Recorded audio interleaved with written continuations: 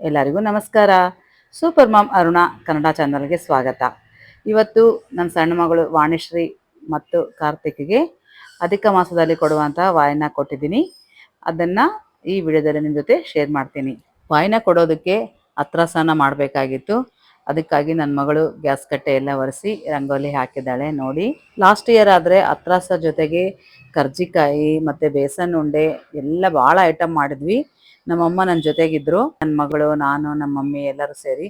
But ಈ ಸಾರಿ ಇಬ್ಬರೇ ಆಗಿದ್ದೀವಿ. ಅದರಲ್ಲಿ ಬಿಸಿಲು ಬೇರೆ ಜಾಸ್ತಿ ಇದೆ, ಸೆಕೆ. ಗ್ಯಾಸ್ ಮುಂದೆ ಹೋಗೋಕ್ಕೆ ಆಗ್ತಿಲ್ಲ, ಅಷ್ಟು ಸೆಕೆ ಇತ್ತು. ಅತ್ರಾಸ ಅಂತೂ ಕೊಡಲೇಬೇಕಲ್ಲ, ಇನ್ನು ಉಳಿದು ಯಾವಾಗಾದರೂ ಮಾಡಿ ಕೊಡ್ಬೋದು, ಇನ್ನೂ ಟೈಮ್ ಇದೆಯಲ್ಲ ಅಂತ ಇವತ್ತು ಬರೀ ಅತ್ರಾಸನ ಮಾಡಿ ಬೇರೆ 4 ವಾಯನಗಳನ್ನು ಇಟ್ಟು ಕೊಟ್ಟಿದ್ದೀವಿ. ನಮ್ಮ ಅತ್ರಸ ಮಾಡೋದು ಐಡಿಯಾ ನೋಡಿ ಎಷ್ಟು ಚೆನ್ನಾಗಿದೆ. ಇದು ಒಂದೇ ಸೈಜ್ ಬರ್ತಾವಂತ ಈ ರೀತಿ ಐಡಿಯಾ ಮಾಡಿದ್ದೀವಿ. ಮುಂಚೆ ಎಲ್ಲ ಕೈಯಲ್ಲಿ ನೀರು ಹಚ್ಕೊಂಡು ಮಾಡ್ತಾ ಇದ್ವಿ. ನಾನು ಮತ್ತು ನನ್ನ ಮಗಳು ಇಬ್ಬರು ಸೇಮ್ ಸೀರೆನ ಉಟ್ಕೊಂಡಿದ್ವಿ. ಇಲ್ಲಿ ತೋರಿಸ್ತಾ ಇದ್ದೀನಲ್ಲ, ಇವೇ. ಯಾಕೆ ನಮ್ಗೆ ಈ ಐಡಿಯಾ ಬಂತಂದರೆ 3 ಇಯರ್ಸ್ ಬ್ಯಾಕ್ ಏನು ಅಧಿಕ ಮಾಸ ಬಂದಿತ್ತಲ್ಲ, ಅವಳಿಗೆ ಕೊಟ್ಟಿರೋಂಥ ಫಸ್ಟ್ ವಾಯನ. ಅವಾಗ ಅವಳ ಮದುವೆಯಲ್ಲಿ ನಾನು ನನ್ನ ಮಗಳು ಇಬ್ಬರು ಹುಟ್ಟಿದ್ವಲ್ಲ ಸೀರೆ, ಅವೇ ಸೀರೆನ ಹುಟ್ಟಿದ್ವಿ. 3 ಇಯರ್ಸ್ ಬ್ಯಾಕ್ ವಿಡಿಯೋ ನೋಡಿದಾಗ ನಮಗೂ ಒಂದು ಐಡಿಯಾ ಬಂತು. ಈ ಸಾರಿ ಕೂಡ ವರಮಹಾಲಕ್ಷ್ಮಿ ಪೂಜೆಗೆ ಏರಿಸಿದ್ವು ಸೀರೆ, 2 ಸೇಮ್ ಇದ್ವು. ಅವುಗಳನ್ನು ಉಟ್ಕೊಳ್ಳೋಣ ಅಂತೇಳಿ ಇಬ್ಬರು ಉಟ್ಕೊಂಡಿದ್ದೀವಿ. ಈಗ ನೀವು ನೋಡಿರೋದು ಬೆಳ್ಳಿದು ತೋರಣ. ಎಲೆಗಳೇನು ಕಟ್ತೀವಲ್ಲ ಅವೆಲ್ಲ ಬೆಳ್ಳಿವು. ಅಧಿಕ ಮಾಸದಲ್ಲಿ ಬೆಳ್ಳಿ ಬಂಗಾರನೂ ಕೊಡ್ತಾರಲ್ಲ.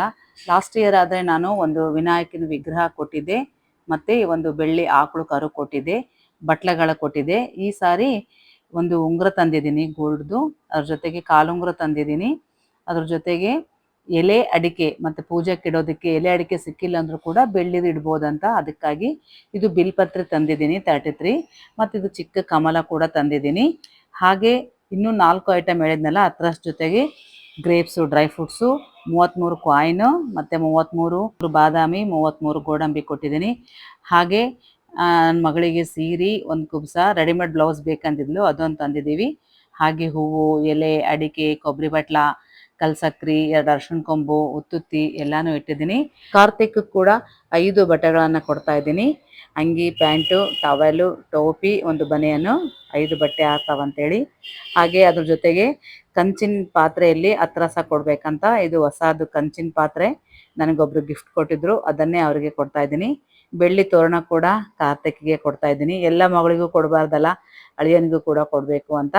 ಹಾಗೆ ಅದ್ರ ಜೊತೆಗೆ 5 ಏನು ಇಟ್ಟಿದ್ನಲ್ಲ ನಾನು, ಕಾಯಿನ್ಸ್, ಗೋಡಂಬಿ, ದ್ರಾಕ್ಷಿ, ಬಾದಾಮಿ, ಅವನ್ನು ಕಾರ್ತಿಕ್ಗೆ ಕೊಟ್ಟಿದ್ದೀನಿ. ವಾಣಿಗೆ ಕುಂಕುಮ ಹಚ್ಚಿ ಹೂ ಕೊಟ್ಟು ಅವಳಿಗೂ ಕೂಡ ಸೀರೆ, ಬ್ಲೌಸು ಎಲ್ಲ ಕೊಟ್ಟಿದ್ದೀನಿ. ಅದ್ರ ಜೊತೆಗೆ ಉಡಕ್ಕೆ ಸಾಮಾನು ಏನು ಇಡ್ತಾರಲ್ಲ ಅವೆಲ್ಲ ಇಟ್ಟಿದ್ದೀನಿ. ಹಾಗೆ ಒಂದು ಬಳೆ ಸೆಟ್ ಕೂಡ ತಂದಿದ್ದೆ ಅವಳಿಗೆ. ಅದ್ರ ಜೊತೆಗೆ ಉಂಗುರ ಮತ್ತು ಕಾಲುಂಗುರ ನಮ್ಮ ವಾಣಿಗೆ ಕೊಟ್ಟಿದ್ದೀನಿ.